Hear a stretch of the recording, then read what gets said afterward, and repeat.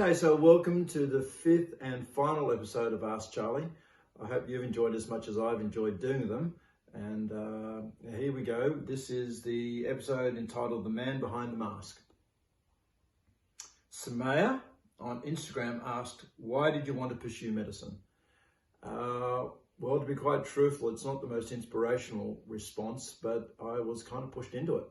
I can remember as a child I wanted to be so many different things, from a karate instructor to a bodyguard, teacher, politician, lawyer. There were so many things I wanted to do, but I guess my parents, in a very subtle and maybe not so subtle way, directed me towards medicine. And then, of course, when I started medicine, I realized what a privileged vocation it was and how enjoyable and how you could actually make a huge difference by being a doctor.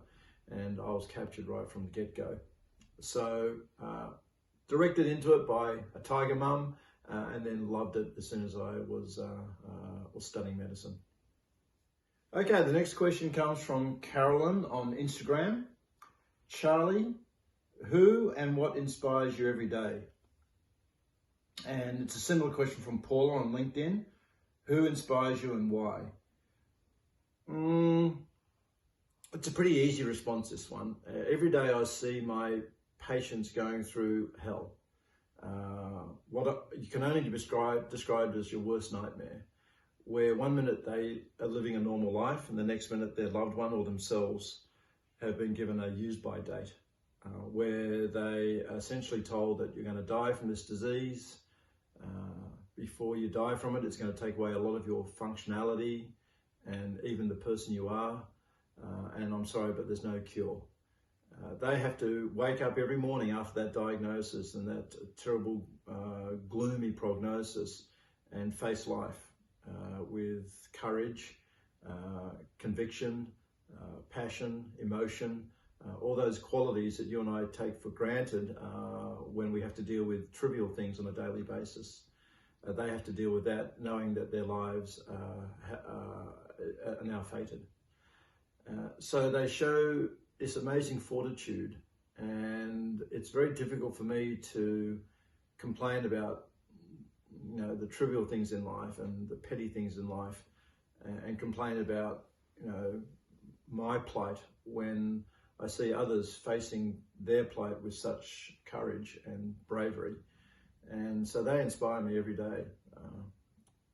It's not all patients, of course. Some patients don't cope well with the diagnosis and crumble. But by and large, the majority of patients rise to the occasion, and that's a testament to human nature and the power of these people when they're faced with this terrible diagnosis. The next question comes from Nathan on LinkedIn. What's your favorite book? Oh, Nathan, I laugh because, I just don't read. A lot of people think because I'm a brain surgeon, I'm an intellect or I'm academic, but I'm not. I'm not dumb, but I'm not the world's smartest guy. I guess I had to be intellectual a little bit to get into medicine, but really I'm not one of those people who reads prolifically or even to relax.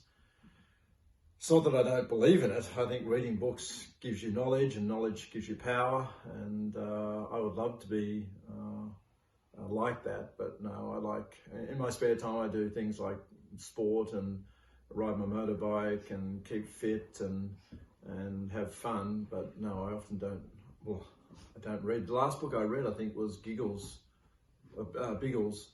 Flies to Africa or something, some book as a child. I have read a few biographies and I do enjoy them. Now, I don't want you to think that I don't read, Nathan. In fact, on a daily basis, I'm reading articles, reviewing papers and manuscripts for journals, reading books on neurosurgery. This morning I woke up and I read 6 articles on the association between mobile phones and brain cancer, because I have to do a presentation on that in a few weeks' time. I read prolifically when it comes to neurosurgery, but I don't read recreational fictional books. So the next question comes from Ox on LinkedIn. What's your favorite pipe tune? Oh, it's lovely, Ox. Well, you obviously know that I play the bagpipes, and it is a part of who I am. I started learning the chanter when I was 9 years old, progressed to the bagpipes when I was 11, 12, and have been playing the bagpipes ever since, originally in the Scots College Pipe Band and then in the Scots College Old Boys Band. And occasionally I play for weddings and functions. My favourite tune is My Home. It's a beautiful tune. It's a little bit sad. I often play it at friends' funerals, but it's just beautiful. And it stirs the emotions, and it's one of the only tunes that I can play without making a mistake. So it's My Home. Listen to it, you'll just love it. Okay, the next question comes from Liz on Facebook. She says, thank you, Dr. Charlie Teo, for saving our daughter Lisa. She's now 48, and she's here thanks to you. Oh, that's lovely. Please send Lisa my love. How do you keep on keeping on? I guess what keeps me going are the good results. Now, I'll be the first to admit that I have some bad results. We all do, and you'd be foolish to deny that. Not all neurosurgery goes well, and they are pretty devastating. What makes me strong enough to cope with those challenges? You know, if you can save someone's life, or if you can prolong someone's life, then you know, that's a great. I mean, it's a great feeling that you've made a difference, not only to that person, but also to their immediate circle of friends and loved ones. And again, a great privilege to be able to do that in someone's life. This is all from Liz on Facebook. How do you keep on keeping on? And are you still riding the bike and listening to heavy metal music in operations? Liz, you haven't done your homework, because I never listen to heavy metal. Heavy metal's a little bit sort of angry for me, and there's enough anger and rage in the world that I don't need to listen to angry music. So I actually listen to very calming, soft, romantic music, you know, Elvis Presley's love songs, ABBA, the Carpenters, you know, really sort of pretty nerdy music, but very calming, very melodious, sort of music I can sing along to. John Denver, I sing along to John Denver all the time. I once did an operation on a little boy from Sweden who was related to ABBA, and the neurosurgeon from Sweden came over to watch the operation and was amazed that I listened to ABBA for 14 or 11 hours. I listened to ABBA, so that's the sort of music I listen to. Do I ride my motorbike still? Yes, I still have a Aprilia 1000 RSV4, which is a bit of a racing bike, and I just absolutely love it. It's too much fun, and it's a great escape, because when you're riding a motorbike, you have to concentrate 100% on keeping alive, and that means that you don't have to think about the woes of everyday life. So riding a bike is it's almost like meditation, and listening to music again is very calming and soothing. So yep, I still do both of those things. Okay, so the next question comes from Kevin on Facebook. Aside from the obvious pleasure and satisfaction you get from your amazing work, what is it in your life that gives you joy and happiness? Oh, Kevin, I mean, I could write a composition and I could talk all day about all the good things in life. But, you know, I guess it's very, very simple. When you've traveled the world as I have, I've visited almost 100 countries. And you've seen poverty and trauma and conflict that we don't have here in Australia, then just living in Australia gives me joy and pleasure, firstly. Secondly, when you realise how fragile your health is and how tenuous life is, then waking up every day and being alive gives me pleasure. And again, there are good and bad about dealing with people dying every day.